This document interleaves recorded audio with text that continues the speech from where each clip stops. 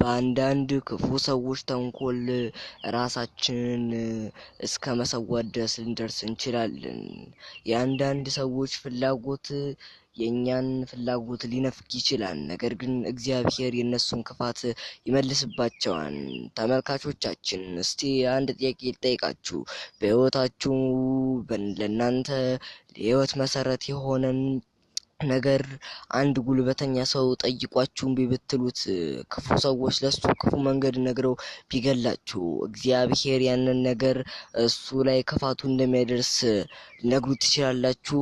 የዛሬው ታሪክ ስለ አንድ ሰው ትልቅ መስዋዕትን ስለተከፈለበት ታላቅ ሰው ነው። ሴራዎቻቸውን አሲረው በሴራቸው ቢገሉትም እግዚአብሔር ግን በነብይ አማካኝነት የሱን ዕጣ ፈንታ ለሱ አድርሶታል።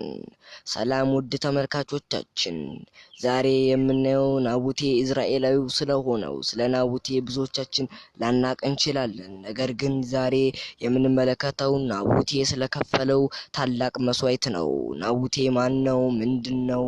የከፈለውስ መስዋዕት ምንድነው? ሴራው ማናሰሩ አሴሩት እንዴት ሳሴሩት የሚለውን ዛሬ የምንመለከት ይሆናል። ሰላም ውድ የብሪት ቲዩብ ተከታታዮቻችን፣ በዛሬው ቪዲዮ ስለ ናቡቴ የምንመለከት ይሆናል። ተመልካቾቻችን ቪዲዮአችን እንዲታይ ሌሎች ስለሚጠቅም ክርስቲያኖች ከዚህ ትምህርት መማር ስላለባቸው ይህን ቪዲዮ ሼር፣ ላይክ፣ ሰብስክራይብ እንድታደርጉ በአክብሮት ጠይቃለሁ። ተመልካቾቻችን የቻናላችን ቪው እየቀነሰ ስለሆነ እንድታዩልን በአክብሮት እንጠይቃለን። ሌሎች ሰዎች ሼር እንድታደርጉ። ወደ ታሪኩ ስንቀጥል ናቡቴ ማለት ፈጣሪው አንድ መሬት ሰጥቶት በዛች መሬት ራሱን የሚያስተዳድር ታላቅ ሰው ነበር። እግዚአብሔርን የሚያመልከው በስነ ስርዓት ነበር። ተመልካቾቻችን እስቲ እግዚአብሔር አንድ ስራ ሰጥቷችሁ በዛ ሰርታችሁ ብሉ፣ ልፉ፣ በዚህ በላባችሁ ብሉ ብሎ በሰጠ መሬት የሆነ ሰው መጥቶ ሊቀማችሁ ቢል ምን ታደርጋላችሁ? እስቲ የምታደርጉትን በኮሜንት አስቀምጡልኝ። እንቀጥል። ናቡቴ በአካብ ቤተ መንግስት አቅራቢያ የወይን ቦታ ነበረው። አካብ ናቡቴን ጠርቶ በቤቴ አቅራቢያ ነውና የአትክልት ቦታን ዘንድ ሽጥልኝ ወይም ደግሞ ይህን ስጠኝና እኔ ተክቼ መልስላለሁ ብሎት ነበር። ተመልካቾቻችን እንደዚህ አይነት ነገር ቢያጋጥማችሁስ ምን ትላላችሁ? ለጊዜው ምንም መመገቢያ የላችሁም፣ ነገር ግን በገንዘብ ለውጡኝ ወይም ደግሞ ተክቼ መልስላችኋለሁ ቢላችሁ እናንተ ምን ታረጋላችሁ? እስቲ ሐሳባችሁን በኮሜንት ግለጹ። ከዚህም በኋላ ናቡቴ ግን እንዲህ ይለዋል፣ እኔ እግዚአብሔር የሰጠኝ መሬት ለፍቼ ሰርቼ ጥሬ የምበላበትን አልሰጥህም፣ ሲጀመር ይሄን አያሳየኝ ብሎ መልሶታል። በዚህ ምክንያት ተናዶ በጣም ስሜቱን መቆጣጠር አቅቶት እየተበሳጨ ወደ ቤት በገባ ጊዜ ሚስቱ አገኘችው። እንዲህም እስከ 24 ሰዓት ሙሉ ብትጠብቀው ምግብ ማይበላም፣ ኮስተር ብሎ ማንም አያናግርም። ተመልካቾቻችን ብዙዎቻችን የምንፈልገውን ነገር ሳይደረግልን ሲቀር የምንከለክላቸው ጸባዮቻችን እኛን ዋጋ ያስከፍሉን አሉ። ነገር ግን በዛ ውስጥ የክፉ ሰዎች ምክር ክፋትን በልቦናችን ሞልተን ሰዎችን እስከ መበቀል ድረስ ሊያደርሰን ይችላል። በአክዓብ በቤተ መንግስቱ ሚስቱ ክፉ ነገርን ትመክረዋለች። እንዲህም ትለዋለች፣ ለምን ልብን ታስከፋለህ? ለምን ደስ አይልህም? አንተ እኮ ይህን ማድረግ ትችላለህ፣ እስራኤል ገዥም አይደለህ ብላ በማባበል ናቡቴን እንዲገለው ትልቅ መፍትሄ ታመጣለታለች። እሱ ግን የእግዚአብሔር ሰው ነውና መልሶ ቢበቀለኝስ ብሎ የመፍራት አባዜ ነበረበት። ነገር ግን ሚስቱ ኤልዛቤል ከድፍረቷ የተነሳ አይምሯ የቆሸሸ ልቧ የተደነደነ ደንዳና ስለነበረች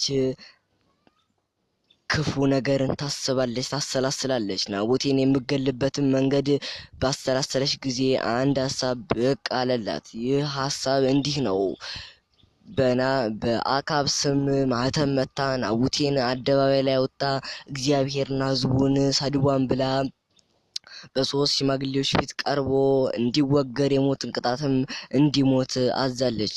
እናም ደሙን ውሾች እንዲልሱት አጥንቱን ፈረሶች እንዲረግጡት አስደርጋለች። ይህም አልቀረም። ናቡቴ በተባለው በተቀጠረለት የክፉ ሴራ መሞቱ ላይ ቀር ተንዘፈዘፈ እያሉ የሚነግሩት ብዙዎቻችን ይህ ሴራ ብዙዎቻችን ላይ ሊፈጸም ወይም ደግሞ ሊደረግ ይችላል። ነገር ግን በናቡቴ ላይ የተፈጸመ እግዚአብሔር የማይመስሏቸው ብዙዎቻቸው ክፉ ነገርን ያደርጋሉ። ብዙዎቻችን ክፉ ነገር ስንሰራ እግዚአብሔር የማያየን ይመስልናል። ነገር ግን ይህችን መሬት የፈጠረ እግዚአብሔር አያየንም አይምሰለን። ሁሉን የፈጠረ ፈጣሪ ከሰማያት እስከ ጽልመት ከቀን እስከ ሌሊት ድረስ ይመለከተናል። ስለዚህ ያው ለሌቦቼ መልእክት አስተላልፉልኝ። እንቀጥል። ናቡቴ ሞቱ አልቀረም። በመሞቱ ኤልዛቤል ለንጉሱ ያው በገንዘቤ አልቀበልም ያለህን ሂድ በነፃ ወረሰው ብላ ወደ ወይን ቦታው ሄዳለች። እሱም ወርሶታን። በዚህም እግዚአብሔር ዝም ብሎ አልተመለከተም፣ እንዲህም እንዲያደርግ ወደደ። በኤልያስ አማካኝነት በነቢዩ ኤልያስ ብዙዎቻችን እናውቀዋለን፣ ብዙዎቻችን ስለሱ እንሰማለን። ነገር ግን ዛሬ በናቡቴ ታሪክም ተሳትፏል። ኤልያስ እግዚአብሔር እንዲህ ብለህ ለአካብ ንገረው ብሎታል። እንዲህም እንዲል አዞታል።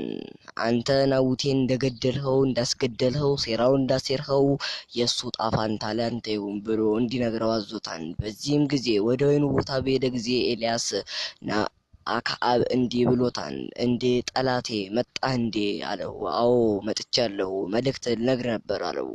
መልእክቱንም አስተላልፎለት ከሱ ተለየ። ያው እንግዲህ በሬማት ዘገል ዘሞት በተፈጠረ ጦርነት ምክንያት የተወረወረ ጦር አክዓብን ገሎታል። በዚህም ኤልዛቤል በናቡቴ መሬት ውስጥ ሆና ተደብቃ እያለ ከሰገነት ተወርውራ መሞቷን፣ እንደዚሁም ደግሞ እንደ ናቡቴ ደማቸውን ውሾች መላሳቸው፣ አጥንታቸውን ፈረሶች መርገጣቸው፣ እንደዚሁም ደግሞ ኤልዛቤል ለክፋቷ ለዚህ ቆሻሻነቷ ሲኦል እንደወረሰቻት ተነግሯል። ይህም ደግሞ በመጽሐፈ ነገሥት ቁጥር 1 ከምዕራፍ 22 እስከ 34 ድረስ ታሪኩ እናገኘዋለን። ተመልካቾቻችን በሕይወታችን ክፉ ነገር ብናደርስ ክፉ ነገር መልሶ እንደሚደርስብን በዛሬው ቪዲዮ የተመለከትን ይመስለኛል። እስከ መጨረሻው አብራችሁን ስለቆያችሁ አመሰግናለሁ። ቪዲዮውን ሼር፣ ላይክ፣ ሰብስክራይብ እንድታደርጉ በአክብሮት ጠይቃለሁ። ቻናሉ ሰብስክራይቡ እንዲያድግ ላይክ፣ ሼር፣ ኮሜንት ላይ እኔም ክፉ ነገርን ከማድረግ እቆጠባለሁ ብላችሁ እንድትጽፉ በአክብሮት ጠይቃለሁ። እስከ መጨረሻው አብራችሁን ስለቆያችሁ ሰላም እግዚአብሔር ከወራችሁም ጋር ይሁን። የክርስትና እምነት ለዘላለም ይኑር። አሜን።